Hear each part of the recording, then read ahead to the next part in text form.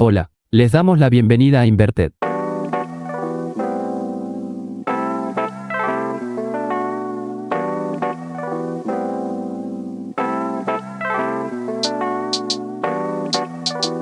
Un programa sobre educación y tecnología, donde hablaremos sobre teoría, noticias y contaremos nuestras experiencias en el área de la educación.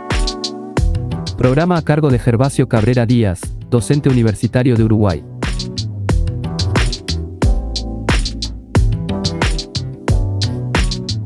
Desde ya les agradecemos por su tiempo y su atención durante los minutos que compartiremos a continuación. Empezamos.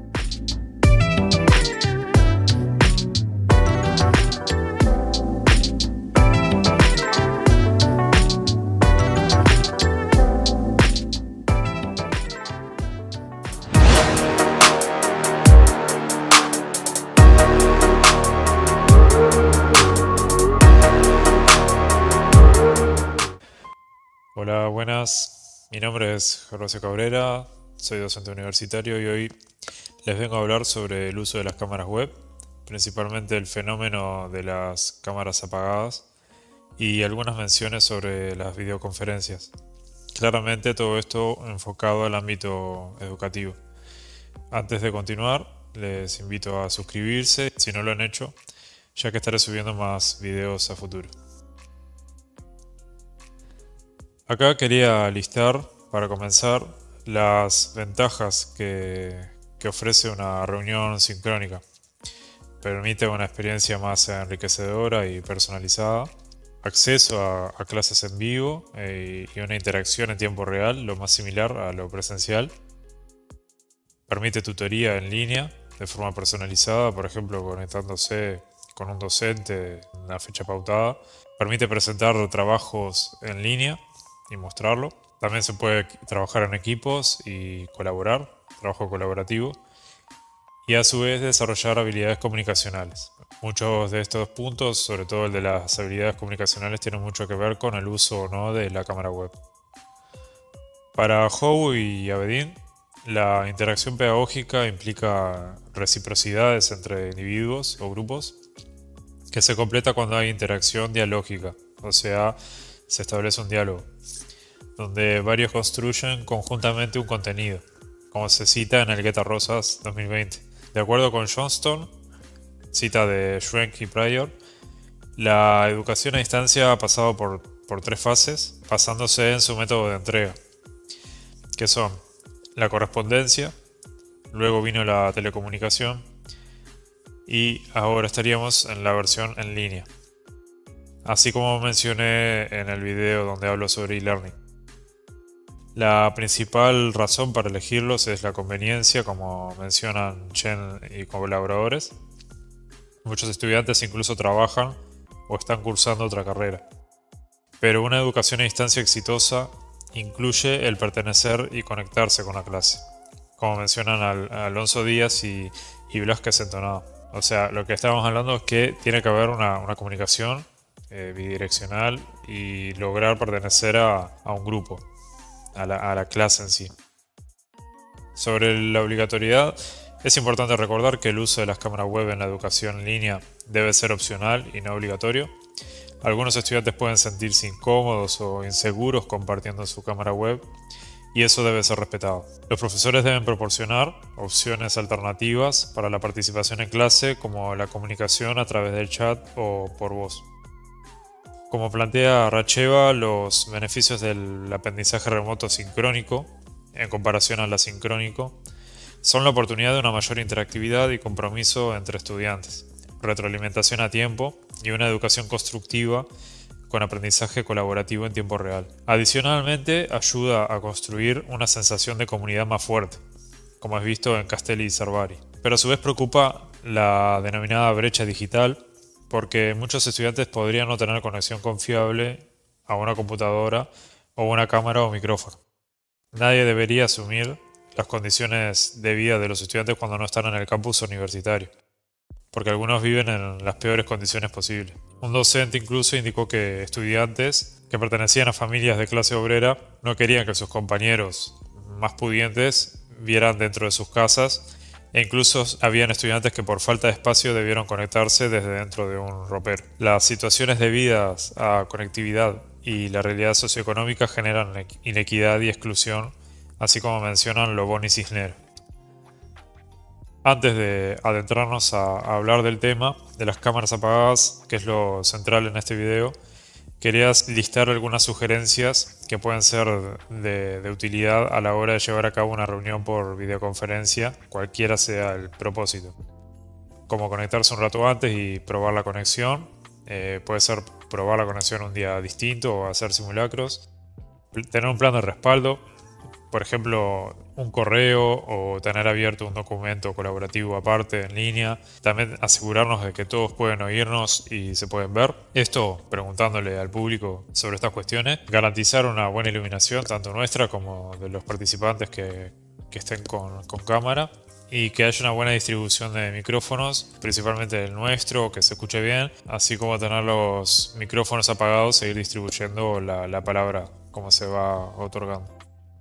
Surgen varias preocupaciones que bien podrían clasificarse en estas tres categorías que creé, que son la privacidad, la conectividad y la motivación. Dentro de la privacidad podemos agregar en la categoría la preocupación que muchos estudiantes que fueron consultados refirieron respecto a su apariencia, los alrededores de su habitación, o sea, su ambiente, incluso la presencia social reflejada constantemente en la vista personal que ofrecen los programas, ¿no?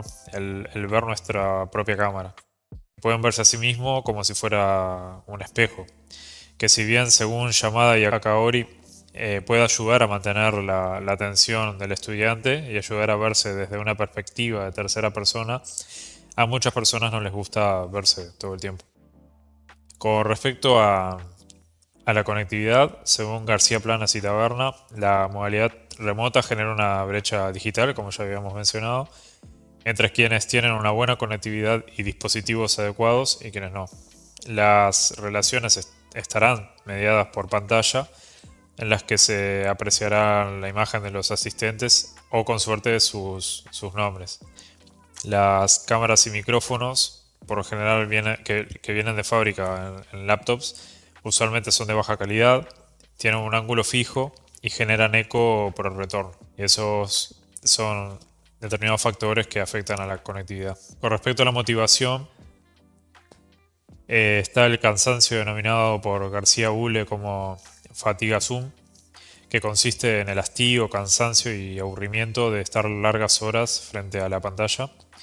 Esto puede ser perjudicial para el ambiente didáctico. Está muy relacionado a que apaguen sus cámaras, ya que se cansan de escuchar una interacción pedagógica donde el docente lleva a cabo un monólogo online, pero también por las largas horas frente a la pantalla y el dolor corporal. Acá influyen muchas consideraciones con respecto a la ergonomía, la comodidad de la silla. La presencia social que hablaba anteriormente significa la habilidad de proyectar sus características personales en la comunidad, presentándose al resto de participantes como personas reales. Esta presencia social hace que los participantes parezcan reales y los estudiantes, como dice Joksimovic y colaboradores, necesitan sentirse que pertenecen, lo cual es un desafío en el aprendizaje en línea, ya que es difícil por sí crear y percibir presencia social, como menciona Bedenlier y colaboradores. El video tiene la importancia de los gestos faciales, que crea un mayor nivel de presencia social,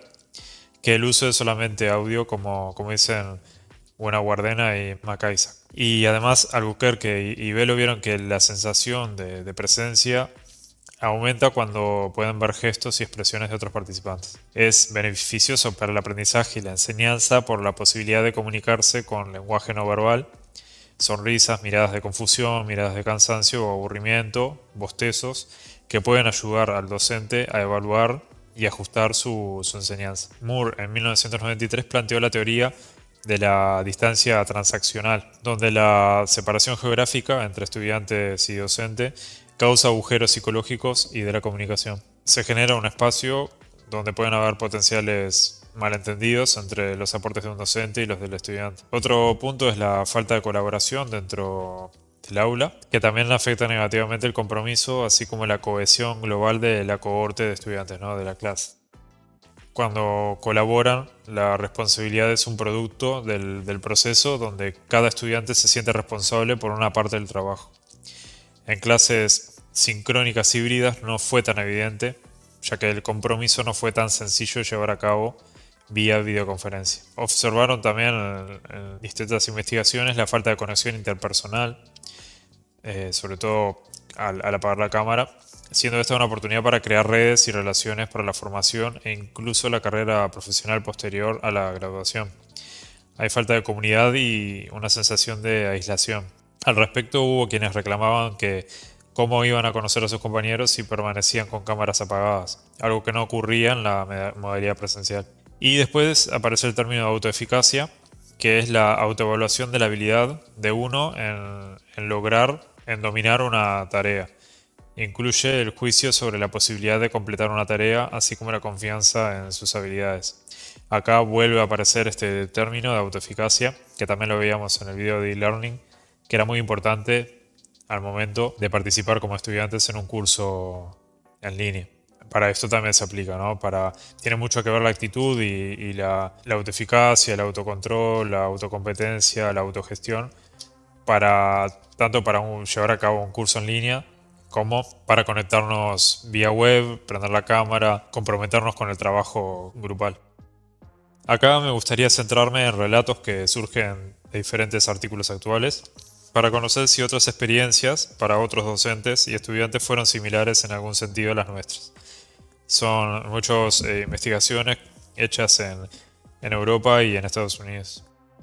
El Guetta Rosas, en la investigación que llevó a cabo, evidenció que 75,7% de los estudiantes respondió que apagaban la cámara para mantener una buena conectividad, 46% para que no vean su casa o intimidad y 32,3% por descuido en su apariencia física.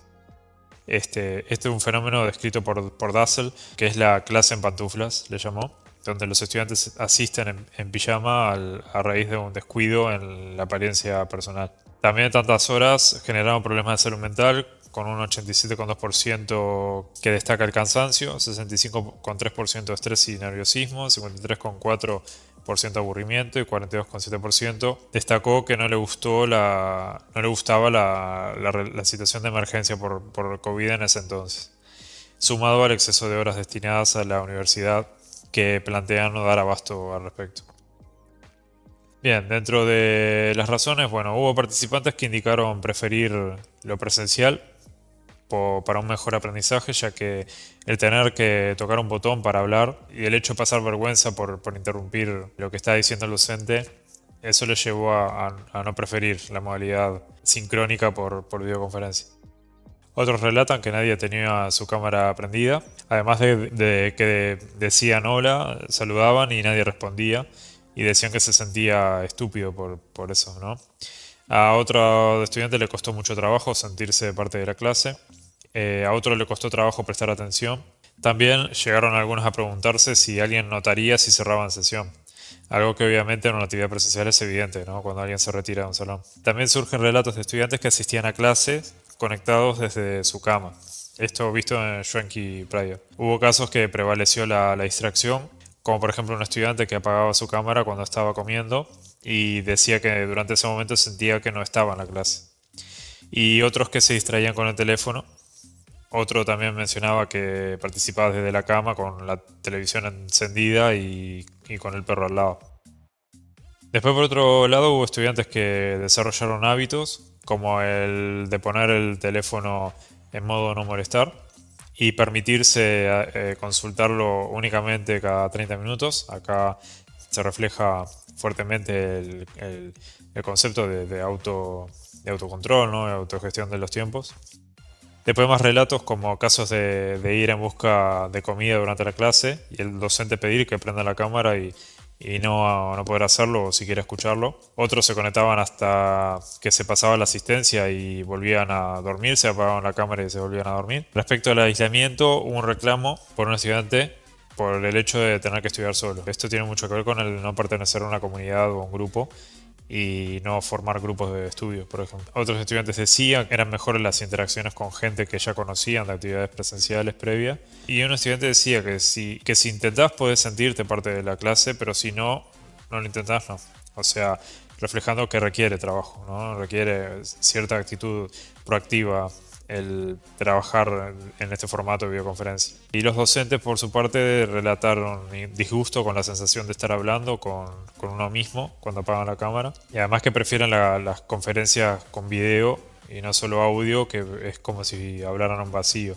Además que también las cámaras ayudan a construir relaciones y las reuniones eran más cálidas, cercanas y confortables cuando se prendían las cámaras, como relata Motet. Sin embargo, algunos estudiantes reconocieron un buen trabajo por parte del docente al poder ser parte de una clase sin necesidad de tener que hablar o prender la cámara. Así que hay distintos puntos de vista al respecto. Un estudiante sugiere que se solicite prender las cámaras porque les ha hecho bien ver otros rostros. Hubo quien destacó que si se hubiera solicitado encenderla lo hubiera hecho, no era algo que solicitara el docente, y que muchos dejaban la cámara apagada porque era la configuración que quedaba por defecto. Varios estudiantes también sugirieron que se prendan las cámaras, esto en el trabajo de Kalman y colaboradores, porque hacía sentir más interactiva la clase y más como una clase normal, como se cita en Castelli y Cervari. Varios les preocupa que sus compañeros le están viendo todo el tiempo, a lo que se le llama el efecto del reflector o spotlight, que es la tendencia a sobreestimar cuánto está una persona siendo evaluada y observada por otros. Un estudio de Nielsen y colaboradores en el 2013 vieron que clases donde se fomentaba un involucramiento activo de los estudiantes no había razón para prender la cámara.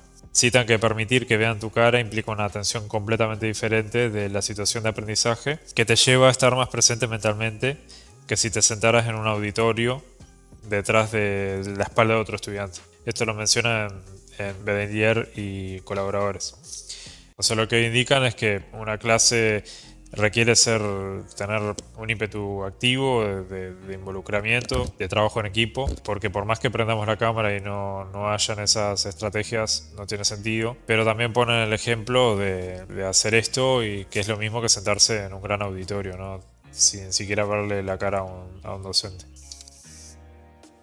Como sugerencia están alternativas para la participación, como por ejemplo votaciones, paneles de discusión, documentos compartidos en simultáneo o anotaciones cooperativas al mejor estilo wiki, que esta opción de las anotaciones cooperativas, por ejemplo, Biblioton la tiene. Algunos docentes tuvieron éxito usando el chat, sobre todo ocurrió que individuos que en persona no eran abiertos a hablar, vía chat eran muy comunicativos. Un asistente puede ser muy útil monitorizando el chat, otro docente, creando votaciones y encaminando los paneles de discusión. Es útil pedirles apropiadamente a los estudiantes formatear su nombre completo para ser reconocidos. También se le puede solicitar agregar al menos una imagen estática del rostro para poder identificar en caso de no prenda la cámara. También se recomienda que desde el primer día de clase se establezca como norma compartir el video. Los estudiantes indicaron que como no era la norma y nadie prendía la cámara, ellos la apagaban también. Que el resto la tuviera apagada hacía incómodo tener la suya encendida. Estas normas sociales no son explícitas y la presión social de seguir al resto también se da. Cuanto más estudiantes se logren convencer de prender la cámara, mayor percepción de la norma social de tenerlas encendidas va a haber. A eso se le llama una norma descriptiva. Lo que suele ocurrir es que los docentes no describen el problema de tener las cámaras apagadas, mientras que insisten en que deben ser prendidas, y esto instala contradicciones entre las normas descriptivas y las prescriptivas. Siempre hay que tener cuidado de no generar la percepción de que tener la cámara apagada es reprobable, o a la inversa, que tenerla encendida es algo valorable, plausible. Y establecer la norma permite a los estudiantes saber si hay probabilidad de que deba tener la cámara encendida a futuro, por lo cual deberían arreglarse, peinarse, no usar pijama, cuidar su apariencia, que es un punto que se suele descuidar.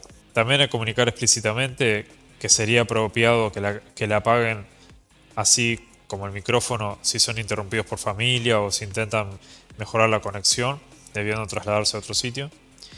Se pueden buscar estrategias rompehielo que introduzcan a los estudiantes en el primer día de clase, pedirles que brevemente se presenten y enciendan la cámara, hacer preguntas sobre hobbies o similares, Con respecto a verse a sí mismo, se mostró que aumenta la autopercepción pública. Esto puede aumentar la preocupación por la apariencia personal. El nivel de preocupación depende de factores psicológicos y sociales que escapan a la educación, incluidos cuestiones de personalidad, cultura, género, relacionamiento. Una autopercepción pública aumentada puede ser predecesor de ansiedad social, pero no necesariamente lleva a eso. También se puede intentar hablar con los estudiantes que no prendan la cámara, hacerles saber que vimos que no la encendieron y ofrecer si necesitan algo para ayudarles. De todas formas, siempre reiterando que no usarla no va a afectar a su calificación, ya que hay otras formas de participar. Hay estudiantes que asumen que compartir su video distrae al resto de prestar atención al docente y que es irrespetuoso. Acá vemos un poco del efecto del reflector, ¿no? Cuando en realidad los docentes prefieren que tengan la cámara encendida. Esto debería ser explicado, ¿no? Que realmente uno pide la cámara encendida, no le molesta al docente y incluso es necesario, ¿no?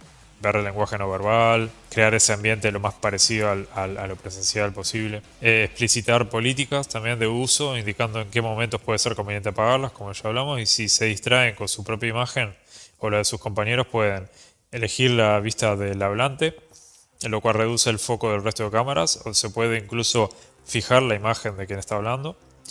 Y también hay una opción que se permite quitar nuestra propia vista. Incluso se puede, en donde aparece nuestra cara, podemos poner una nota adhesiva pegada al monitor. Se sugiere también dar recreos en caso de clases largas, ya sea para ir al baño, comer algo, relajarse. Y cuando vuelvan, volver a solicitar encender las cámaras. Lo ideal siempre es proteger la privacidad de la familia, de los compañeros de cuarto, encontrar un área privada, escenarizar el fondo. Por ejemplo, si tenemos un cuarto desordenado, por lo menos lo que abarca la cámara esté medianamente ordenado, aunque alrededor sea todo un caos. Usar fondos virtuales también, si es posible, o si no, ahí está la opción de sentarse contra una pared. Quería hacer unas menciones a título personal. Personalmente estoy en ambos lados, ¿no? De la moneda. Creo que a muchos docentes les ocurre que son docentes y estudiantes en otras oportunidades. Y como docente me ha tocado estar en salas llenas de cámaras apagadas, silencios incómodos, preguntas que se realizan y no hay respuesta. Pero del lado de estudiante, para no caer en hipocresía, debo decir que he participado en reuniones con cámara apagada. Y la razón de eso es porque era más cómodo, era menos desgastante mantenerse atento a la cámara, o cómo nos vemos o cómo nos ven. También que usualmente las preguntas suelen dirigirse, cuando hacen preguntas a los estudiantes, se suelen dirigir a quienes tienen la cámara prendida. Y también he notado, ya en época prácticamente post pandemia, que en reuniones vía videoconferencia las cámaras se encienden cuando son o reuniones de pocas personas o cuando son entre personas que se conocen, ya sea por el instituto, equipos de trabajo. Y en los menos de los casos también vi encenderlas por una obligación. He visto docentes incluso echar estudiantes por tener la cámara apagada y no responder a una pregunta, lo cual considero que es una aberración, habiendo visto lo que ya hablamos, ¿no? Este es un cuadro de mi autoría que intenté graficar diferentes elementos que median una comunicación, y esto significa que podemos incidir en algunos de estos elementos para manipular la comunicación, ¿no? Los descriptores dentro de las casillas en negritas son los únicos que no podemos modificar, al menos en primera instancia, y empezamos por la distancia física mínima. Podemos sentarnos cerca o lejos de la otra persona, del emisor. La mesa, puede haber o no una mesa que puede o no aumentar la distancia, proveer una distracción, establecer mis límites. La iluminación del aula.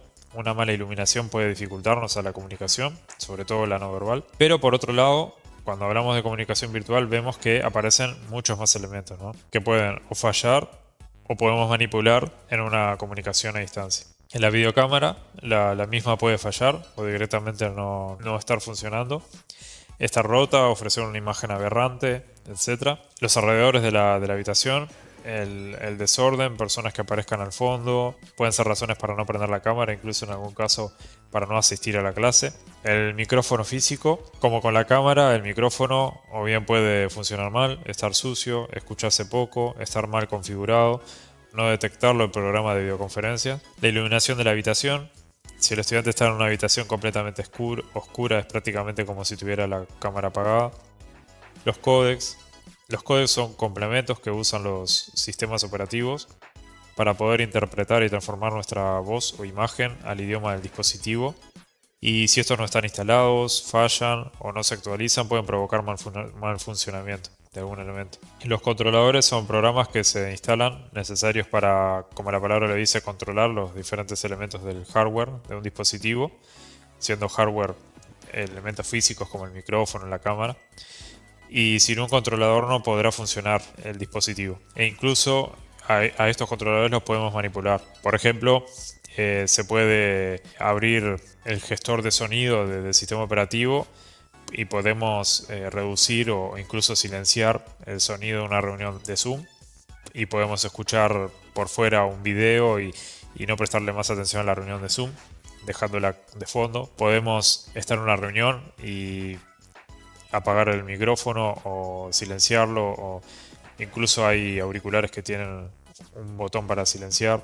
Hay distintas formas que se pueden intervenir en esa comunicación. Está el software o programa, o si hablamos de un teléfono, la aplicación, que si está desactualizado o mal configurado o hay dificultades en el manejo, todo esto puede suponer un obstáculo para una conexión adecuada. Así como al revés, si un excelente manejo, conocimientos de informática, permite conocer diferentes formas para sortear o simular problemas con diferentes elementos antes mencionados.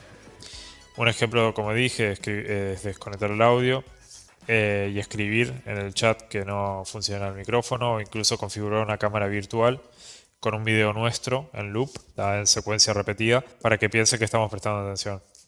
Y en realidad es un video lo que estamos mostrando. Y un montón de trucos que son posibles de realizar si se tiene un mínimo conocimiento informático. Entonces todos estos elementos que intervienen agregan capas a la comunicación que la vuelven una montaña difícil de escalar. Y para que esa reunión se lleve a cabo de la mejor manera, se debe tener todos los elementos para escalarla, tanto físicos como actitudinales. Y a esto quiero traer un tema muy importante que tiene que ver más con la videoconferencia, no tanto solo con la cámara. Por ejemplo, en una institución que trabajé solían publicar en la web de la institución de acceso público enlaces a reuniones de clases por Zoom, en lugar de usar un medio personal o compartir estos datos en reuniones privadas. Con privado me refiero a que no cualquier persona ajena a la institución puede acceder. Esto puede ser en un aula del edificio, un grupo cerrado en redes sociales.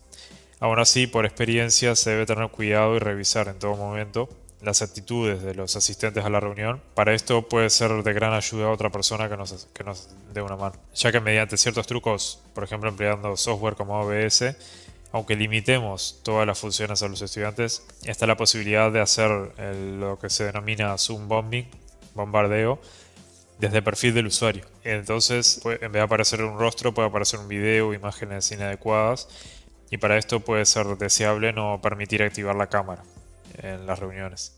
Pero esto a su vez va en contra, obviamente, de la intención de que activen su cámara. Como es de esperar, es un problema que no tiene una solución definitiva. Y acá vuelvo a ese punto. Algunas contradicciones que pueden aparecer. Por ejemplo, estas son algunas cuestiones que supera el hecho de encender o no la cámara. Por un lado es importante la comunicación activando la cámara, pero también es un riesgo debido al Zoom bombing que hablaba recién. Es importante que puedan acceder a clase y tener una conexión estable, pero por otro lado, la cámara puede reducir la conexión que tiene el estudiante. Si ya es mala, la cámara la reduce aún más. Y si se habla de inclusión y de justicia para los estudiantes, no todos pueden llegar a tener los recursos para difuminar su imagen, dejando en evidencia su vida privada. Hay dispositivos que no pueden correr una imagen de fondo virtual, y un estudiante que no tiene casi privacidad no lo puede evitar de otra forma que no sea apagando la cámara. Y casi por último, quería mencionar estas configuraciones que podemos hacer. Esta es una opción de ofrecer reuniones. Para lo que está pensado es para esto, para los webinarios, ya que en realidad va en detrimento de todo lo que hemos hablado, ¿no? Porque estos webinarios lo que permiten es eliminar todo el problema con las cámaras, los chats, etcétera, mediante una configuración en la que no se nos permite abrir la cámara o micrófono y simplemente atendemos a la actividad y vemos a los presentadores, nada más. Es una modalidad unidireccional muy similar a asistir a un stream por YouTube o por Twitch, por ejemplo, pero es bueno tenerlo en cuenta para algunas actividades que son multitudinarias. Nos evitamos muchos de los riesgos antes mencionados. Pero para una clase que requiere trabajo colaborativo y comunicación bidireccional no es la mejor opción. Y bueno, acá dejo algunas referencias y bueno, espero que les haya parecido interesante, que se lleven el concepto de que la cámara no puede obligarse a encenderse. En vez de apostar a eso, no está de más decir por qué es una buena idea que se enciendan, aprovechar un momento de la clase para comunicarlo, transmitir que al docente le importa que la tengan encendida, ¿no? Que no es todo lo contrario, como muchos estudiantes pensaban, que molestaban, que distraían, etc. Enseñarle a algún estudiante que no sepa hacerlo cómo quitar su propia imagen o cómo poner un fondo virtual si es posible, dar sugerencias de cómo conectarse en el caso que no pueda ocultar lo que se ve al fondo de su cámara. Un estudiante que tiene una mala conexión, ofrecerle recursos de la institución, que se conecte desde un sitio institucional. Y si bien se recomienda que siempre esté esa norma para tratar de naturalizar el uso de la cámara, en caso de que nadie la encienda, no hay razones para obligar a hacerlo. Y hay otras formas de paliar esa situación y de que haya trabajo colaborativo igual. Yo, por ejemplo, trabajé durante todo un semestre utilizando la aplicación que se llama Discord, que la misma en su momento, ahora sí, pero en su momento no permitía tener la cámara encendida, hacer una especie de videoconferencia. Nos manejábamos todo con audio y la verdad que como habían propuestas muy interactivas, que fomentaban la participación grupal, no era ni necesario prender la cámara y vernos. Algo similar a cuando escuchamos la radio, ¿no? Pero es cierto que en el segundo semestre se empezó a usar Zoom y se notó esa calidez de la que habla, ¿no? Ese vernos las caras, incluso lo decían los guris. Se trabajó igual, pero creo que fue mucho más productivo ese trabajo por el hecho de ver las caras, ¿no? Y los casos que tenían dificultades siempre se individualizaban y no se dejaban de lado, teniendo en cuenta que todas las realidades son diferentes. No hay que asumir que todos tienen dispositivos o buena conexión. Si bien es responsabilidad del estudiante, también es responsabilidad del docente de ofrecer herramientas y alternativas. Así que bueno, espero que les haya servido este video y cualquier cosa a las órdenes. Chao. Hemos llegado al final de lo que nos reúne el día de hoy. Les invitamos a suscribirse si les gustó el programa y si así lo desean nos gustaría leerlos en la casilla de comentarios. Esto es Inverted y los esperamos. Hasta la próxima.